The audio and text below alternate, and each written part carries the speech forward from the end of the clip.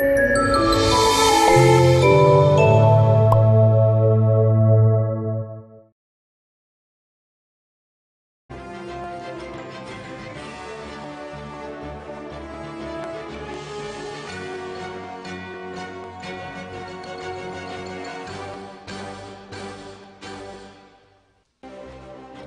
morning, Malacanang press corps and guests. Welcome sa Mindanao R, led by Presidential Spokesperson Ernesto Abella.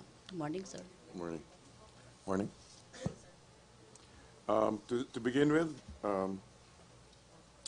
we'd like to give the substantial developments, significant developments in Marawi as of 6 p.m., 13th of June 2017. 1. Clearing operations continue to be positive.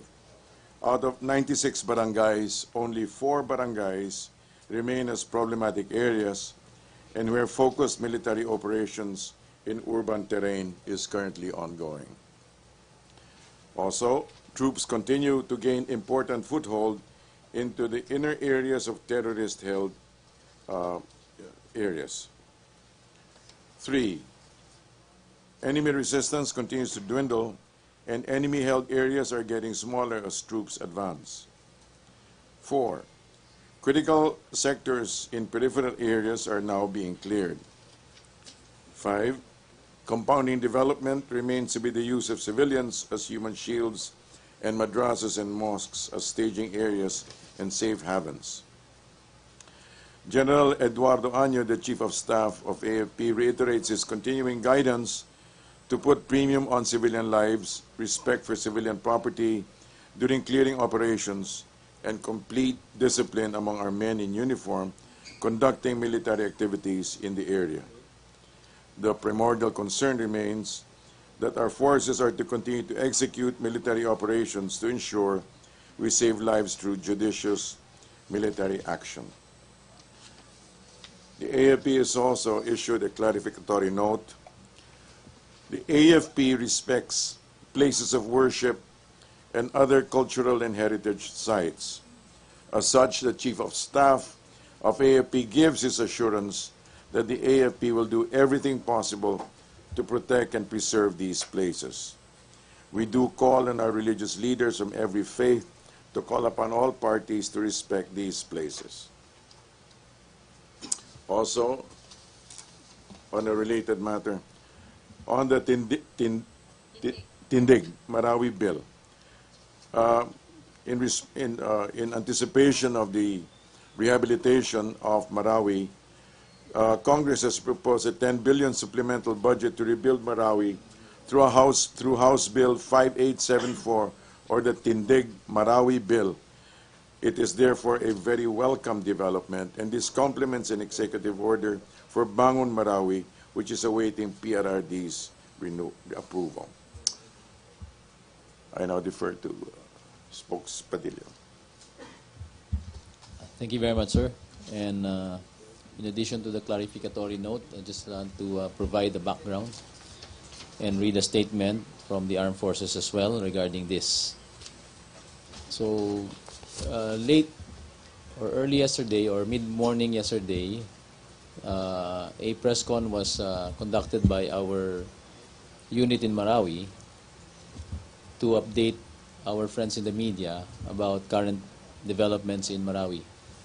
During the said press con, I think it was mentioned that one of the problems that we still encounter is the continued use of the mosque of these armed groups of the terrorists in the area as safe havens and as defensible areas where they can stash arms or launch any kind of military activity or armed activity.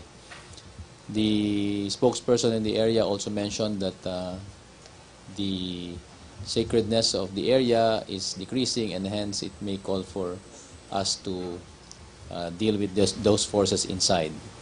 I would like to clarify that the armed forces will not bomb, and I'd like to read this, the mosque in the area.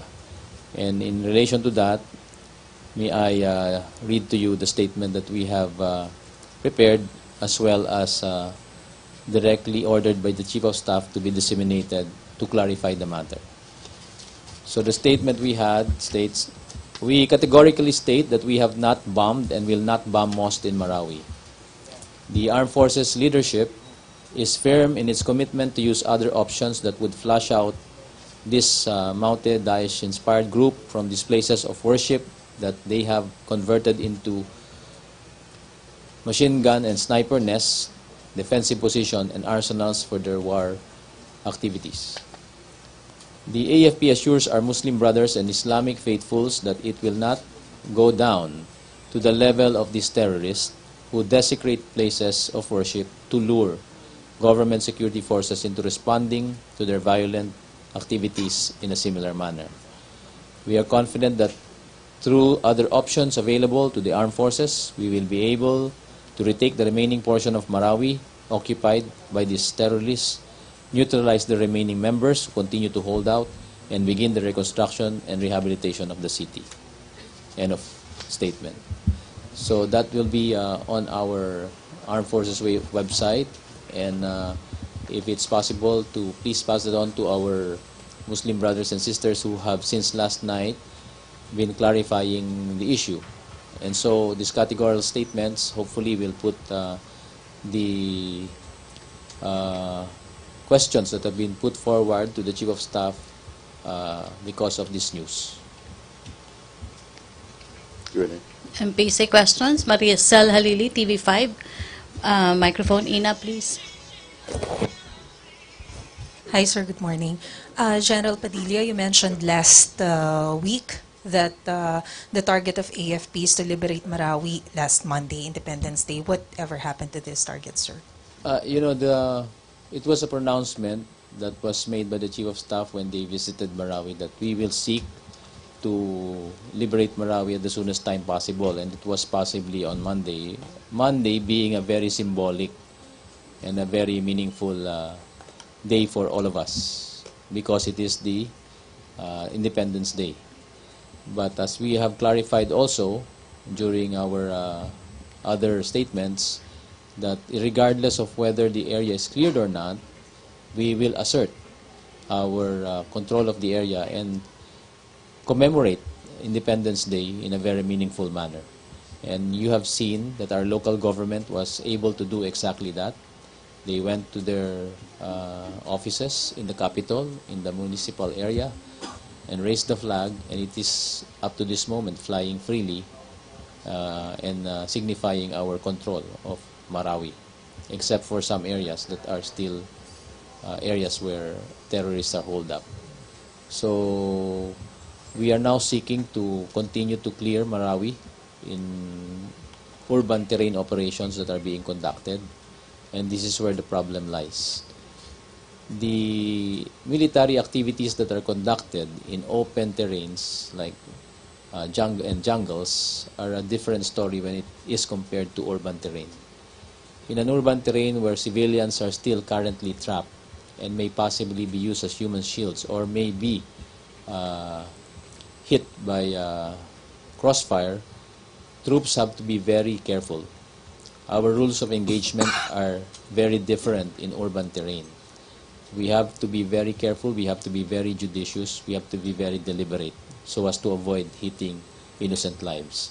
And this is where the slow process of liberating Marawi is currently happening. Of the 96 barangays of Marawi, 4 remain to be problematic areas where forces of the Multi-ISIS-inspired or Daesh-inspired group still remains. So we will continue to take care of these areas. We will progressively get in and neutralize these targets if they opt to keep on fighting. But we will have to do it in a very painstaking manner in consideration of lives still trapped in the areas. You have seen yesterday, there were several policemen protecting some Christians who were still in the area and were able to escape. So opportunities of this nature are things that we are working on so that anyone else trapped in the area can make it to safe refuge and save their lives. So if it takes a little more time, then so be it, for as long as those lives are saved. Sir, please correct me if I'm wrong, but I remember last week you mentioned that there were only 3 barangays controlled by We the mentioned multi- 3 areas. 3 Yes, areas. and these 3 areas contain those 4 barangays. I see. Pero sir, tama ba yung stated on news this morning na nasa 20% daw po ng Marawi yung controlled by We terrorism? clarified that, and that's why we're getting more specific to barangays. So to get the confusion out of the way. Well, percentage-wise, we can never say exactly because we're not measuring the whole place. But if we're talking of barangays, then we can be more specific. Again, we're entering the 23rd day of this conflict, and perhaps there were some mix-up numbers when the reporting was done. Remember, the commanders are in field conditions, and they're not in the best places where we can work this up. Dexter Ganiben, DCWB. I mean, DCMM, sorry. Secretary Abella, sir, good morning. Yes. Sir, kung hindi ako nagkakamali, you mentioned yesterday that the palace knew beforehand yung plano ng Maute Group dun sa sasagawa ng karahasan sa Marawi City, am I right? May mga intelligence report na natanggap na. As early as April. Come again? As early as April. I'm not specific about the timeline, yes. Ah, But there was information, yes? Sir, napag-usapan ba ito sa mga cabinet meeting? Yung kung ano ang magiging aksyon ng government kung sakasakali ma-verify yung intelligence noong bago mangyari yung sa Marawi? There were the discussion on this. It was also mentioned in the cabinet, but it was also mentioned with the several people who were most closely could closely be responsible for these matters, SND, NSA, stuff like that. People like that. Yes. Before nangyari yung atake? Ang alin po? Yung sa Look, Marawi? the president has always been talking about the presence of ISIS-related groups in Mindanao. So that he has been talking about that for the longest time. So it's not as if it's anything strange. Yes. Oo, kasi pero hindi ba na-specify kung pagpasok ng Ramadan nila isasagawa yung kanilang pag-atake? Look, first and foremost, the president was aware of information. There was information coming in. The ground, the top brass, were very, very aware of these things. However, the ones who would really fully implement these matters were going to be left to the ground commanders, right? Yes, sir. So there was knowledge. There was sufficient information. So your question is? Kasi kung may sufficient information na mag-stage nga sila ng ganong pag-atake before Ramadan, why the top officials left the country? No, there was enough, as we were earlier discussing. There was enough information. On the other hand, the top commanders did not need to be there physically present because they were not there. They didn't have to be there to pull out guns. These matters were going to be related to ground commanders. However, there was sufficient information, and the ground commanders themselves had said, "Look, it's you can travel." Yes. Sir, Dexter, unang-una, nais ko pong ipabatid sa lahat. Lahat po na pinag-uusapan natin is after the fact, nangyari na. Ang pinaka-importanting bagay sa amin ngayon, na nasa aming plato na aming binibigyan ng atensyon, ay yung ating dapat tugunan, yung natitirang armadong grupo dito, at yung bantang dala nito, galing sa mas malaking grupo nang gagaling sa gitnang silangan. So these are the things that we must concentrate on. We must, as a nation, unite and condemn, because after all, they were the ones who started it. And they have invaded and come into this country already to wreak havoc, to burn, to kill, and what have you. That is terrorism, right in our very doorsteps. And this is the problem, and we call on everyone to unite behind government to work on that. Now, whatever happened before are just a matter of the fact already. So sa nangyayari po ngayon na hearing sa Supreme Court, lahat po ng resource persons na kakailanganin, papadala po namin dyan. Pero ito lang po masasabi natin.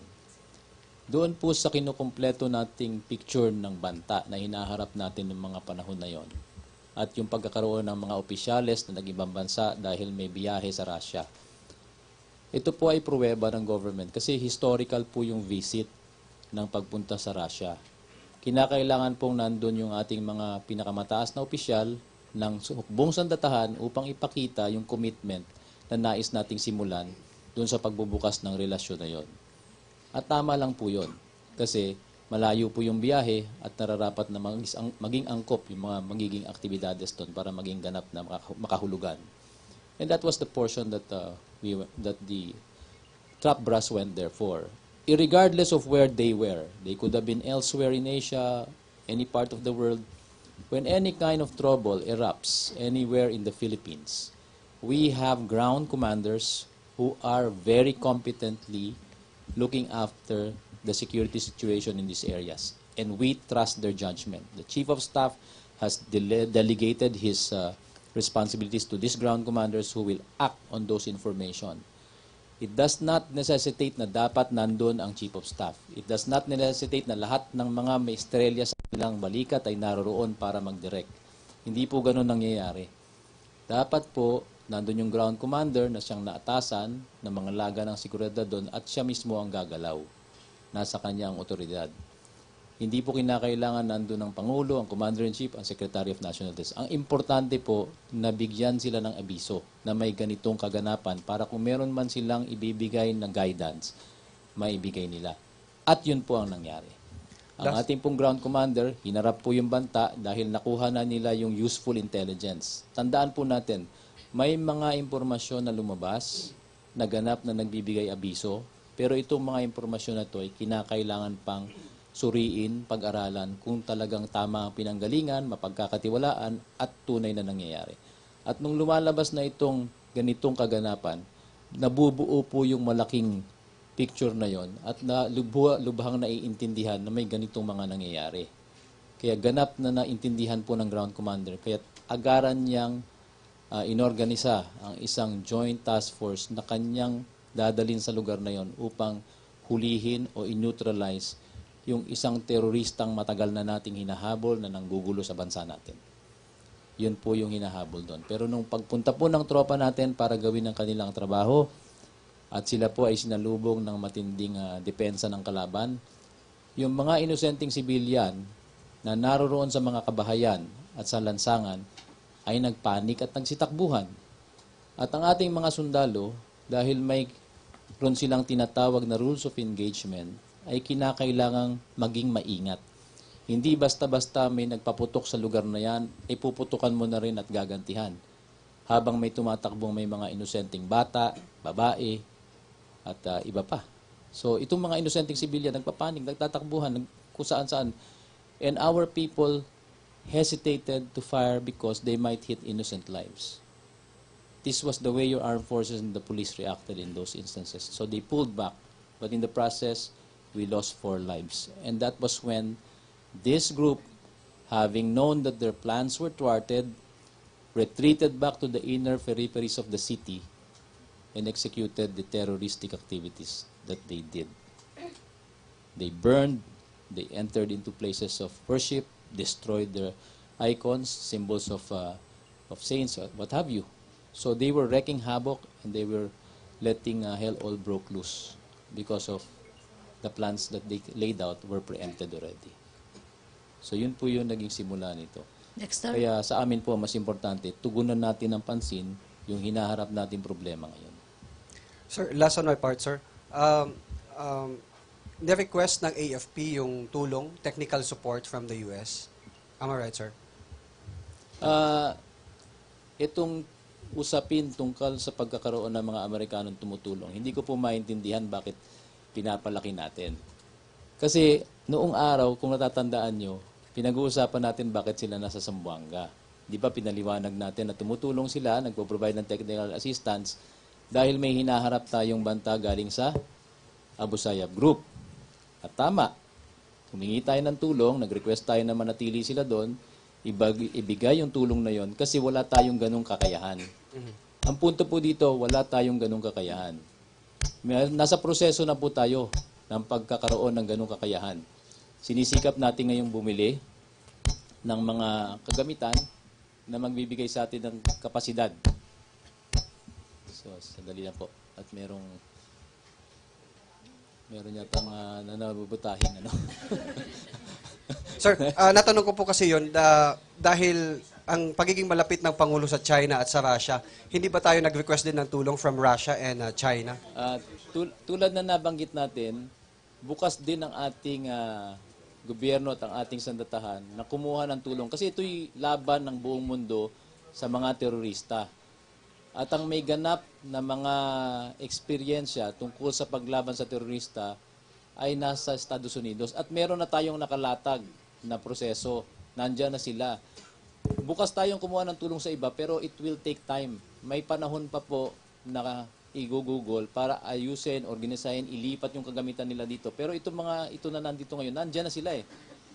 Madali na silang ililipat. Inilipat lang naman sila mula sa Zamboanga papunta sa Marawi para makatulong. So yun po yung konteksto nun. Kaya hindi po ito dahil nagkaroon po tayo ng paghingi ng tulong sa iba. Bukas po ang pagtulong at nagpapasalamat kami sa mahal na Pangulo dahil binuksan niya ito dahil meron tayong ibang option. Pero yung options na yun, it will take time. So we have already a ready set of capabilities we can request for, and that's what we did because the ground commanders already needed it even before the request was made. Okay, thank you, Dexter. Hannah Sancho, to be followed by Pia Gutierrez, then Philip Tobesa. Good morning. General, follow-up ko lang po kung may nadagdagan po ba dun sa mga foreign fighters na nasawi sa side ng Unang-una, may kumpirmasyon po na may talagang mga banyagang nakikipaglaban sa hanay nung hinaharap natin dyan na grupo. Ang patibay dito ay hindi namin nakukuha pa sa mga katawan o labing nakuha kasi mahirap patunayan pero na-document na yon. So it will have to go through DNA, forensics, etc. But we did get across certain documents that prove the existence of foreigners, and these are the recovery of certain passports. So there are still a lot of documents that have been recovered from the battlefield that will need to be examined and studied. And hopefully, whatever these documents are, may lead to the proof that we are seeking for of the presence of more than 8 or 12. nadagdagan po ba lately, Ngayon, sir? Yung bilang nila? Wala pong impormasyon dahil ang Marawi po ay naka-lockdown. Ang Marawi po ay hindi pwedeng pasukin o labasan ng hindi natin pinapahintulutan. Sorry, nadagdagan po ba ng namatay na foreign fighters mula sa militante? Katulad nga ng sabi ko kanina, maaring meron pero wala kaming pruweba para patibayan yan dahil we have not gotten across the proof that we are seeking. Sir, nag-express yung Indonesian government na makipagtulungan po sa pamahalaan regarding dun sa mga Indonesian na sinabi din nga na posible ding nakipaglaban. Na-mention din kasi ni Secretary Lorenzana na may mga Indonesians na nasawi po. Nakilala na po ba natin sino-sino itong mga Indonesians na to? May ugnayan po tayo sa bansang Indonesia at may sharing of information. May mga ibinigay silang pangalan at hindi ko po batid kung sino-sino yung mga yon, pero yun po ang maaaring hanapin at kung ma-recover natin yung kanilang mga papeles, maaari nating masabi na nandun sila talaga. Pero hanggat sa kasalukuyan, wala pa po tayo nakukuhang matibay na patibay. So those are things that will have to be done after we get all through these documents that have been recovered. Thank you, sir. Thank you. Pia Gutierrez. General, gusto ko lang pong tanungin yung proseso po ng pagkuha ng tulong mula sa Amerika. Under our existing agreement, sir, ito po ba ay motu proprio o kailangan pa po ng formal request from the Philippine government, sir? Meron po tayong treaty, di ba, na ang panahon ng pagkalagda ay 1951. Yun po yung mother document na nagbibigay daan para sa pagkakaroon nitong engagement natin. Ngayon, sa ilalim po ng Mutual Defense Treaty ng 1951, may inorganisa na tinatawag na Mutual Defense Board, Security Engagement Board. Ito po ay pinangungunahan ng Chief of Staff at ng kanyang counterpart na 4-star General sa Pacific Command. Sila po nag-uusap ng mga bagay na tungkol sa militar bilang pagpapatupad ng kasunduan ng MDT at anumang bagay na pinagkakasunduan nila na maaaring hinaharap nating banta. So the MDB-SCB provides that structure where coordination and engagements can be made. Primarily, karamihan dito ay training engagement, subject matter experts at saka exercises. Pero sa mga panahong may importanteng banta na dapat harapin, yun din po yung nagiging avenue ng ating koordinasyon. At meron pong mga aktibidades na nire-request natin for approval na training at engagements taon-taon na ina-aproban ng ating Council of Foreign Ministers. Yung Council of Foreign Ministers po ay kinabibilangan ng ating Secretary of National Defense at yung counterpart niya sa Estados Unidos. Pero yung pagpaplano, pag-uugnayan, yan po ay nasa pruweba lahat ng military commanders, si Chief of Staff at saka yung kanyang counterpart. Ito po yung mekanismo na kung saan tayo nagkakaroon ng palitan at pagre-request.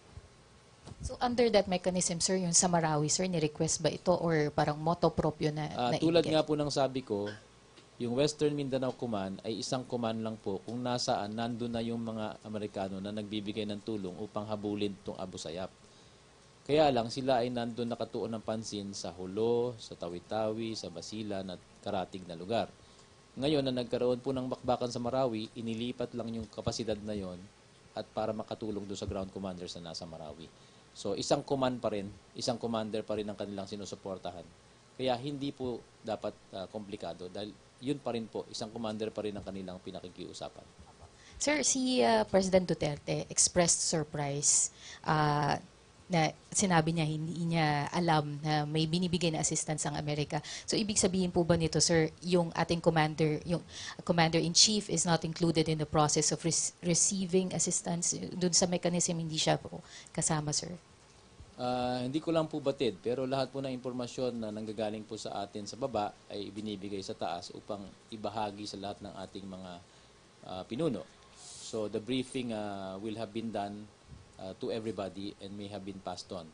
Ang issue lang po dito, nung simula po tayo na nagkaroon ng military operation sa Marawi, binigay na po lahat ng ating Pangulo ang pruweba sa ground commanders, sa Chief of Staff sa SND, gawin ang nararapat upang masupil at tugunan itong banta na nandun at yung gulo na nandun na. Okay, thank you, Philip. Microphone, Pia. Thank you. Sir, good morning po. Sir, ilan pong sundalong Amerikano ang nasa Marawi ngayon? Hindi ko po batid ang bilang, pero napakaliit po. Yun lang po mga tumutulong na i-operate yung kagamitan at yung mga nagmimintinan nito. Ano pong unit nila, sir, sa US military? Hindi ko rin batid at hindi ko rin maaring ibigay.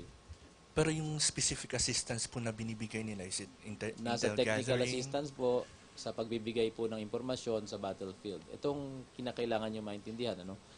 Sa isang bakbakan, lugar ng bakbakan, ang pinaka-importanting bagay sa isang commander ay malaman kung anong nangyayari sa buong lugar. Yun yung tinatawag na situational awareness. Nasa ganung bahagi po ang binibigay nilang assistance. Hanggang doon na lang po ako. Meron din po kasing kumakalat sa social media mga pictures supposedly of the soldiers, yung naka-civilian, pero may dalang mga mahabang armas. Ito pong mga litratong ito ay maaaring nakuha kasi sila po ay nangangailangan din protektahan ang sarili nila. So hindi sila kasama sa labanan, pero kung nagkakataon na may makapasok o may maka-breach na defenses, kailangan din nilang protektahan ang sarili nila. Kaya pinahintulutan po natin.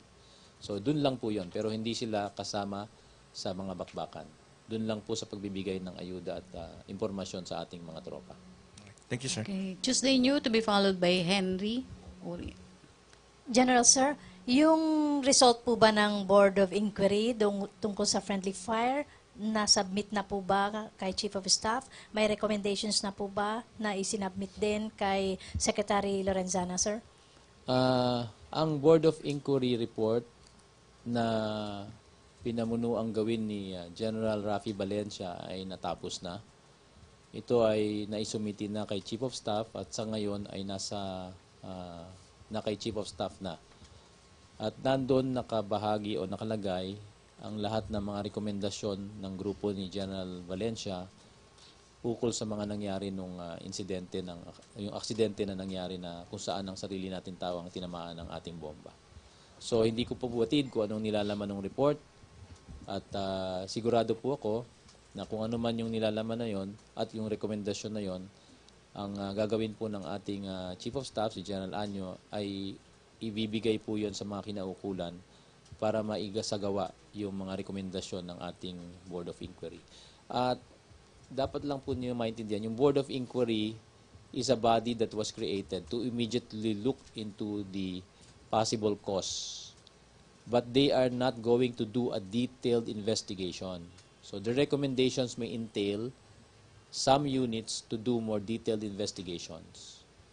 So that is as far as the Board of Inquiry is concerned. So let's wait for Parang the Chief of Staff. findings lang, sir. Fact-finding pa lang. Oo.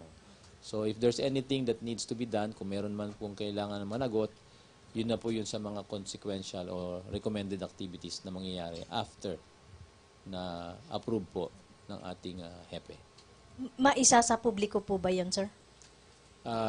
Hindi ko lang po batid, pero for transparency, I think the Chief of Staff is contemplating doing that on certain matters that will not affect operational security. Thank you, sir. Henry? General, good morning.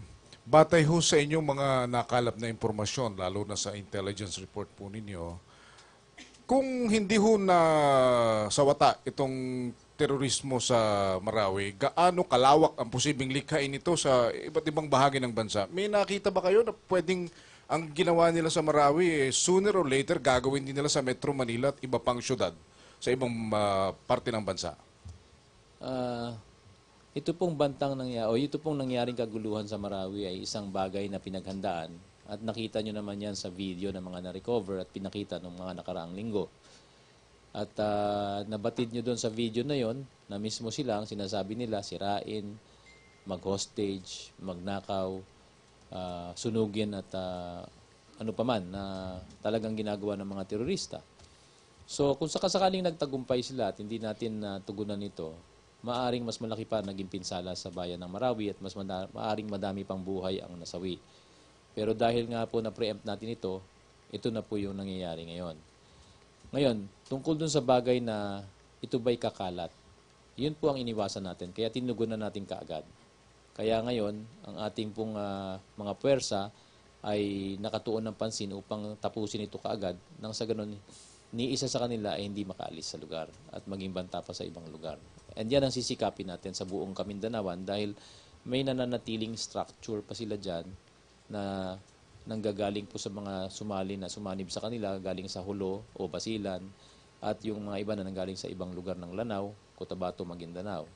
So itong mga puwersang ito ay maaring mayroon pang iilan dyan na naiiwan na dapat tugunan natin ang pansin at kinakailangang aksyonan kaagad. Yun yung sinasabi ninyong posibleng kumalat. Saan ho yun posibleng nangyari kung hindi naagapan? Sa mga karatig lugar maaari.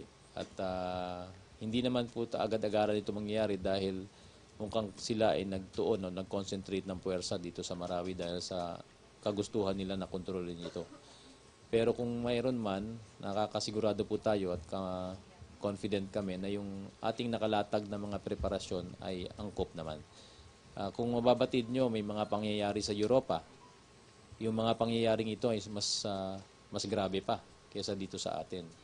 So by and large, what we have laid out as a security preparation is meant to preempt any of these activities from happening in our own land. And that is where itong sinasabi nating konsepto ng shared responsibility in security pumapasok. Kaya ho, paulit-ulit namin sinasabi na dapat bawat mamamayan sa bawat sulok ng kapuluan ay kabahagi ng pagbabantay ng buong kapuluan natin. Kasi if every citizen, we have over 100 million, if all of our citizens participate and are involved in watching their environs, their communities, keeping watch, reporting suspicious-looking characters or items that are left unattended, our security forces and our police and all those tasked in government to look up for the welfare of all our citizens will be able to do their jobs faster. Yun po yung buod ng tinatawag nating shared responsibility in security. Kung dapat lahat nagtutulungan, magiging maayos. General, narito na sa Metro Manila ang mag-asawang Mauti. Kumusta ho ang seguridad ng buong Kalakhang, Maynila? Maayos naman po. Wala naman po tayong namomonitor na banta. At ayon sa pulis, matibay naman po ang ating nakalatag na mga security para sa buong kapuluan. Nandyan din po ang ating sariling unit ng JTF NCR sa pamumuno ni General Manangkil na siyang nakikipagtulungan sa NCRPO. Alright, salamat Okay, po. thank you, Chris Jose, to be followed by Ina Andulong, Ace Romero, and Pia. For Secretary Abela, sir, meron pong civil society leaders na Maranao na nagpahayag po ng kagustuhan nila na makausap ang Pangulo ng personal para po maipaabot yung alternative views po para ma-resolve ang Marawi City Siege po, sir. So your question? Malaki po ba yung possibility o maaari po bang mapagbigyan ng Pangulo yung ganitong kahilingan ng civil society leaders? First and foremost, it's not talaga ang intention of the President is basically to have peace in the land, especially within Mindanao. So, kung given the right venue and given the right channels, I'm sure the President will not only hear but will also respond at the right and proper time. Thank you. Sir. For General, sir, tama po ba na sisikapin yung tapusin yung Marawi City Siege nang wala po kayong binibigay na panibagong deadline? Yes, itong ginagawa natin ngayon ay isang operasyon na tulad ng nabanggit ko kanina na hindi ganap nakadali katulad ng mga ginawa na natin sa mga kagubatan. So it will entail a bit of time before we clear every house of any armed element. So konting pasensya lang po pero nandiyan na po tayo. Nag-iingat po tayo na hindi pa makasakit sa iba. Kaya ang ating pagpasok sa mga loob-looban ng syudad ng Marawi ay maingat. Precisely because of those reasons. The guidance of the Chief of Staff is to ensure we are able to save innocent lives. Pero sir, may mga netizens po, may mga tao na tila naiinip na dun sa operations po ng inyong panic, sir. Ano po kaya yung maaari niyong mensahe sa kanila o apila? Alam niyo po kasi ang ating kabataan ay mahilig sa mga mabibilis at instant na mga pangyayari. Doon ho gumagana yung adrenaline nila. Sa mga bagay na ito, buhay po ang nakataya talaga. So, konting pasensya lang at kailangan maintindihan nyo na kung ganito ang mga pangyayari ay kinakailangan maging maingat. Ang aming pong challenge, kung kayo po ay gustong talagang tumulong sa bansa, sumali kayo, mag-ROTC kayo nang ganap na maintindihan nyo. At ma-develop yung pagmamahal sa bansa at maging kasama sa armed forces sa future. Para na sa ganun, ganap nyong maintindihan kung ano yung nangyayari ngayon dito. Okay, Ina Andulong. Sir, hi sir. To General Ayan. Padilla, yesterday Secretary Salalima of the DICT said that meron na raw pong mga Cyber arestuhin. sedition, yes. Yes, for cyber sedition. Can you give us a bit more details about this? Kasama po ba ito doon sa mga nag-ooperate ng 63 Facebook posts or Actually, accounts? there are more already. Okay. Yes, there has been we have been watching social media closely, particularly for those who have been sowing disinformation. And we have touched base with social media companies to request their assistance to put down sites that are fomenting disinformation and discord as well as violence. So we have been getting very good assistance from the companies as soon as a determination has been made that these accounts are actually being used for the purposes that I said, then it is brought down immediately. But the point is, it only solves the closing of the account. The individuals behind those accounts are the more important targets of our operation. So our cyber folks and the laws that we have will make room for that. I'll leave it at that for the moment, and we'll leave it to the experts to discuss that. You can't give us yet details, sir, on how many people I will be cannot. arrested and what I cannot. specifically they put up? They might start running away, going elsewhere, and then we won't be able to arrest them. So let's not give them that benefit. Okay. And but you mentioned dumami na yung 63. Ilan na po ngayon tinitignan ninyong accounts, sir? And from what social media? Sa parang mahigit 70 o almost 80 na ata yung binabantayan natin.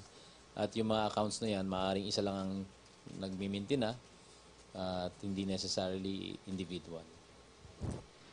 Sir, sa ibang topic pero napag-usapan po kanina, yung 4 barangays that are still That problem remains problem problematic. areas. Yeah. Actually, I looked at the transcript and the last time you did say that 3 barangays. I mentioned barangay. Yeah. I'm sorry, but it's supposed to And be areas.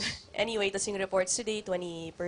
I believe previously it was about 8 to 10%. What makes you confident in saying then, given those data, that lumiliit yung enemy areas when those numbers show otherwise? It's a fact. It's a feedback from our troops on the ground. This is positive feedback from them. Other areas that they used to traverse where they encounter enemy fire is non-existent anymore. So we can come in and out of all these areas at will without any resistance. So isn't that enough proof to say that their world is getting smaller? That's one. Second, in previous engagements, the volume of fire coming from the enemy side seems to be heavy. And right now, it's no longer that way. So it's either they're preserving themselves for a last stand or they don't have anything at all. So those are the indicators. And whatever feedback we're getting from our folks on the ground, I guess, are much more accurate. And lastly, kanina po nabanggit ninyo that security officials don't need to be here when that happens. Hindi po ba contradicting yun doon sa naging aksyon ng Pangulo? Because when he found out about it, he cut his very important trip short, brought with him the security officials with him dahil he felt the need to be here. Yes, there was an advice not to do that, but I think it's primordial in the mind and the consideration of the President to be sure that he's on top of the situation. So he would feel much more in control when he is back in his own country. And I guess if you were the Commander-in-Chief, you would do the same. And anyone else who has been a leader of his country would have done the same as well. Case in point is the many instances when we had other leaders from other countries who would immediately cut short their trip because they would want to have a direct hand in how things are evolving. And I guess the wisdom of the President proved right, because when he got here, he had to take control and issue out guidance for our commanders. And no one thought of thinking about it. I mean, that wisdom never came before the Russia trip, leaving for Russia. Ganun po ba yun? Well, I mean, it's unfair to say that, because the Russian trip, we are maintaining a relationship with other countries. And our relationship with other countries are also important. Those are strategic things that must be done by the leadership. Tactical as this is, what is happening on the ground, it's a threat that could be addressed by our security forces. Okay, thank you, Ina. Ace Romero, then Pia Gutierrez, and last question, Ms. Ross Cos. General, you were interviewed by ANC this morning, right? You mentioned about lapses with regard to the airstrike accident. Is this an accurate quote? I mentioned that because of the possibility of what may be contained in the report. So the report may contain and may have observed lapses on the part of units of individuals. So maaaring maging bahagi ng report yan. Kasi yung report hindi ko pa rin nababasa eh. So kung ano man yung nakikita na naging, marami kasi yan eh, procedural lapses or what have you. So maaaring failure na equipment, katulad ng binanggit natin dati.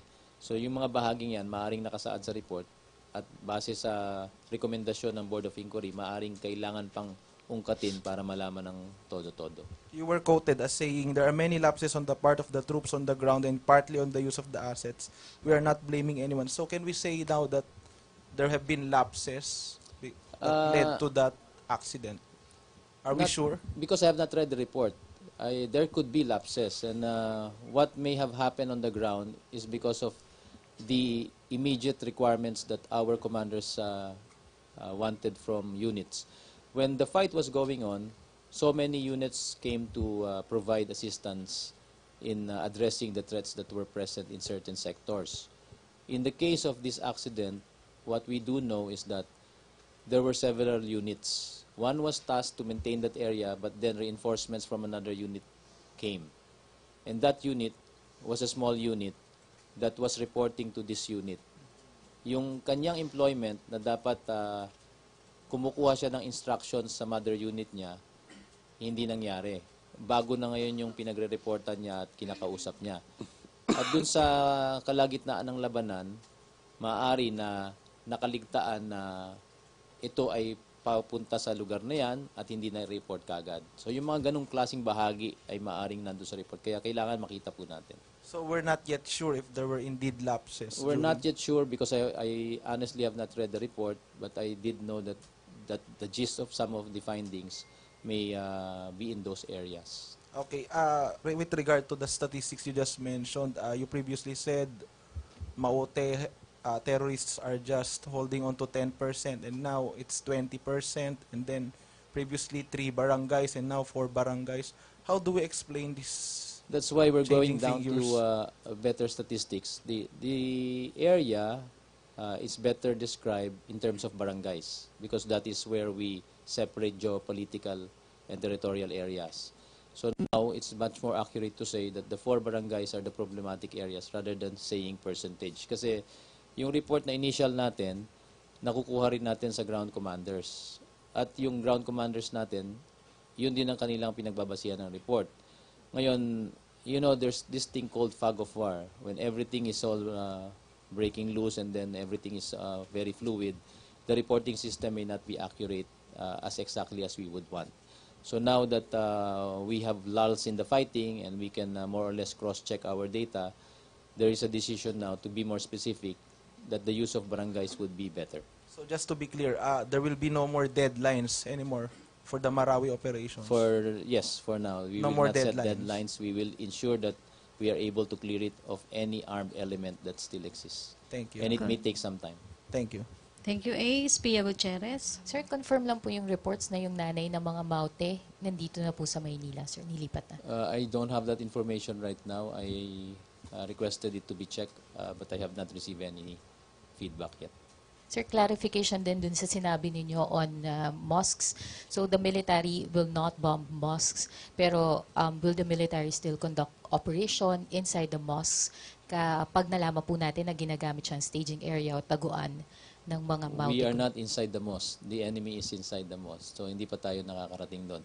But there is a commitment on the part of the armed forces and the chief of staff himself. We will not bomb any mosque, but we call upon all religious leaders to more or less dissuade any of those that they may reach in those mosques from using those areas of worship as havens for this armed confrontation. Sir, it's the 23rd day of fighting and you said Marawi has been placed on lockdown since the start. No? I'm just curious, how is the enemy sustaining itself? Pagdating sa ammunition, pagdating sa pagkain and other resources. I have answered that previously. The reason why they chose the commercial business district area is the presence of well-built buildings that can resist any kind of force coming in. So mas better prepared sila mag-resist doon. Besides that, the commercial business district contains commercial establishments that have supermarkets and other sources of food that they can forage. So that is where they're getting their sustainment. As to ammunition, we said that they have been planning this all along. So they may have kept stashes of ammunition there. And added to that, the things that they looted from the armories of the jail and the police stations that they have entered into. Okay, thank you, Pia. Last question, Rosalie Cos. Hi, sir. Good morning, sir. Sa Indonesian military have spoken about sa joint naval patrol to be started next week, sir. Pwede niyo po kaming bigyan ng details. And ang second question ko is, nanawagan ng ISIS na magkaroon ng reinforcement sa kanilang mga miyembro na magsagawa ng mga pag-atake sa iba't ibang bahagi ng mundo, partikular na rin po ang Pilipinas. How do we ensure, how does the government ensure na hindi tayo malulusutan given the porous border, and nakafocus ang military po ngayon sa pagresolba po ng suliranin sa Marawi? Thank you, Rose. In answer sa una mong katanungan, yung pag-launch ng joint patrols, may prepared statement ang tatlong bansa dito na hindi pa natatapos at yan ay lalabas bago magkaroon ng paglulunsad. Ang launching nito ay sa June 19 sa Indonesia.